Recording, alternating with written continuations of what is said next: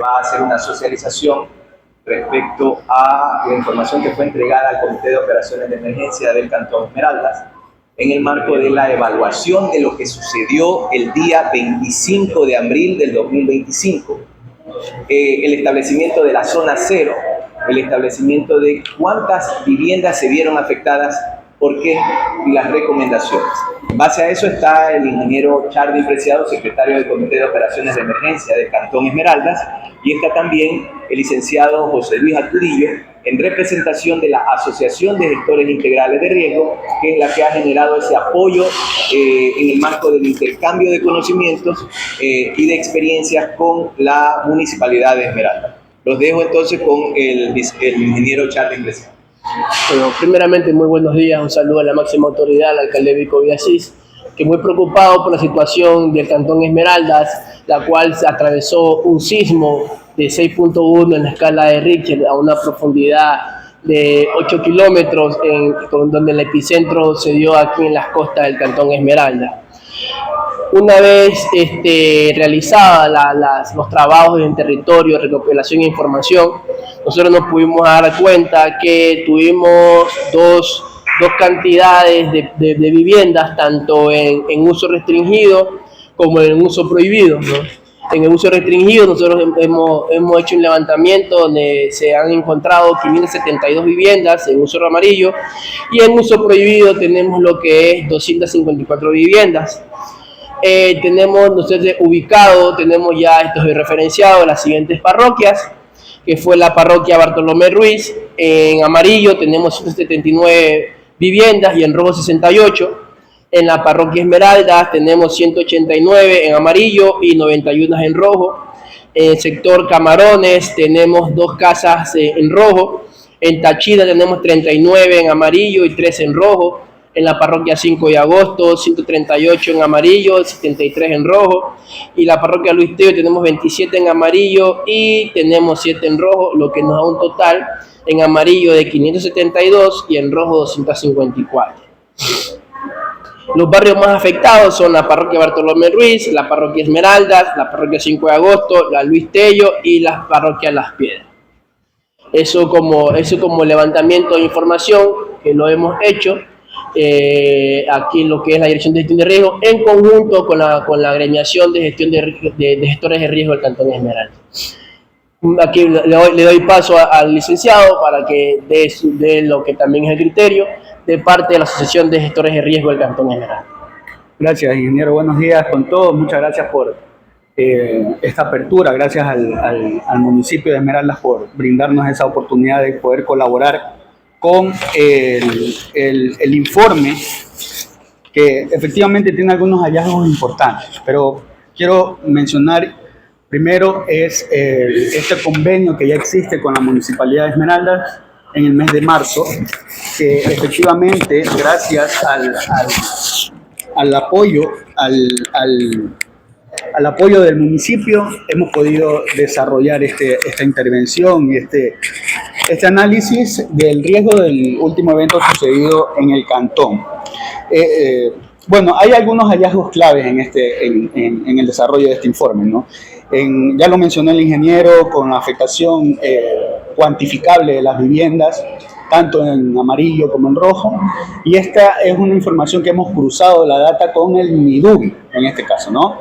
El MIDUBI, el municipio de Esmeraldas y la Asociación de Gestores Integrales de Riesgo de la provincia de Esmeraldas, que tiene una cobertura nacional. Somos profesionales de gestión de riesgos esmeraldeños, capacitados con vasta experiencia en temas de gestión de riesgos, que podemos trabajar en conjunto con varios municipios. En ese sentido, tenemos que hay varios factores de vulnerabilidad en estos hallazgos, ¿no?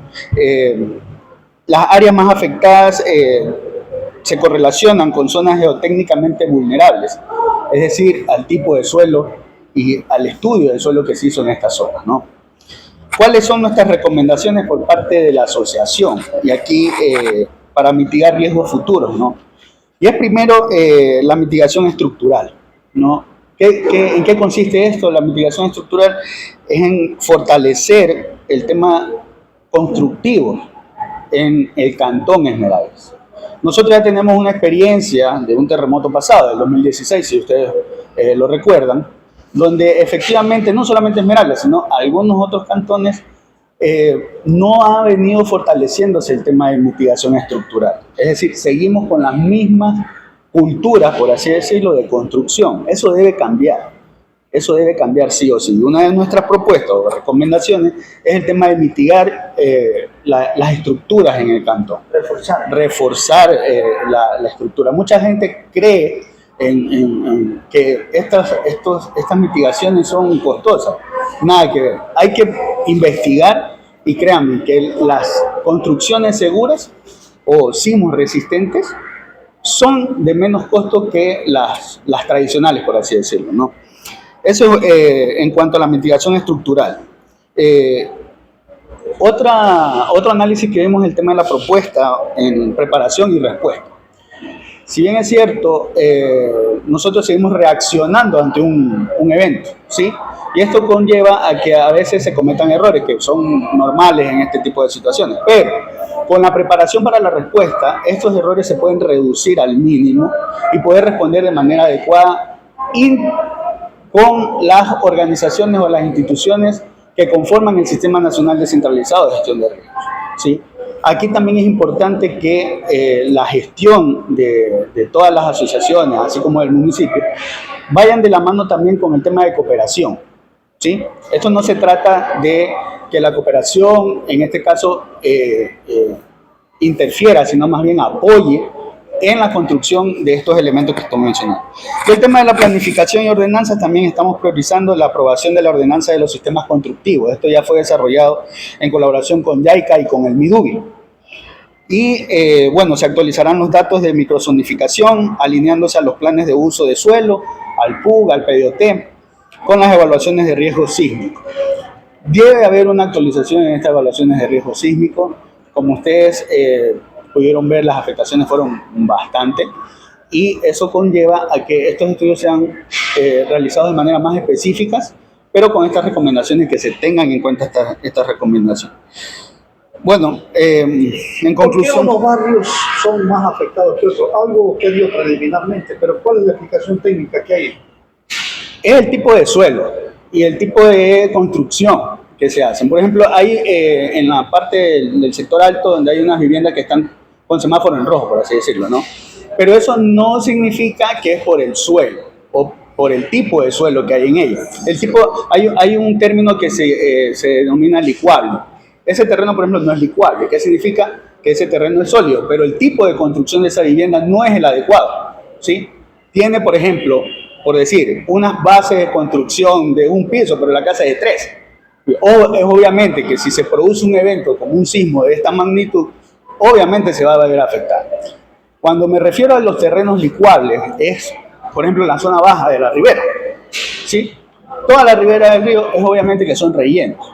Y este terreno tiene agua subterránea, por lo que lo hace más frágil todavía para estos eventos.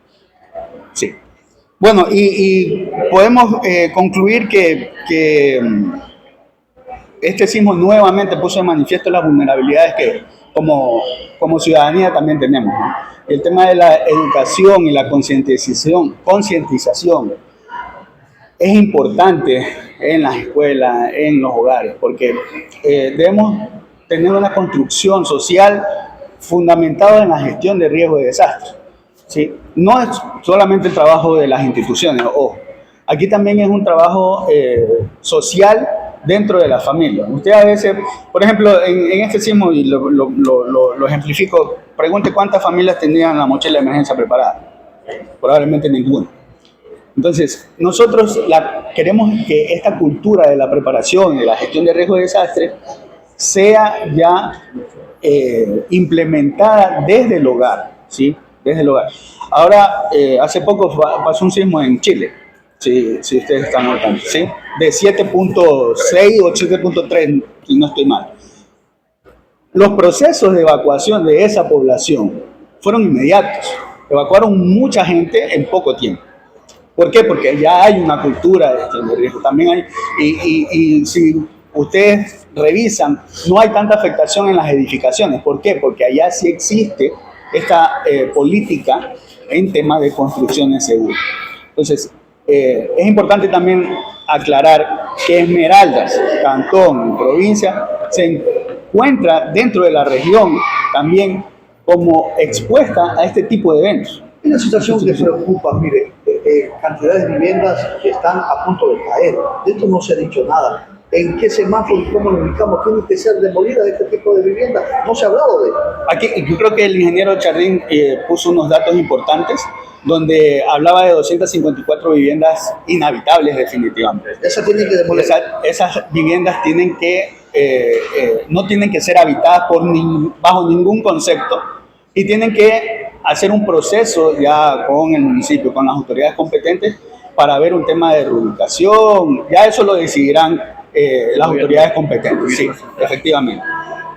Son viviendas inhabitables. Exacto, inhabitables. Charlie, ¿en qué parroquia se registró la zona cero del sismo? Nosotros como Dirección de Gestión de Riesgo, cuando que hicimos el análisis, nos dimos cuenta que la zona cero abarca de lo que es el barrio Patricio Páez, todo hasta abajo, hasta la parroquia 5 de agosto. Todo lo que tiene que ver con las partes altas, principalmente, donde tuvimos las afectaciones directas desde el 2016, 2022, ahora 2025, donde convergen todo lo que es Patricio Páez, Luis Tello y la parroquia Esmeralda, donde vieron la mayor cantidad de afectaciones. Es por eso que ahí dentro de ese polígono, como el polígono cero, que significa que es la zona cero.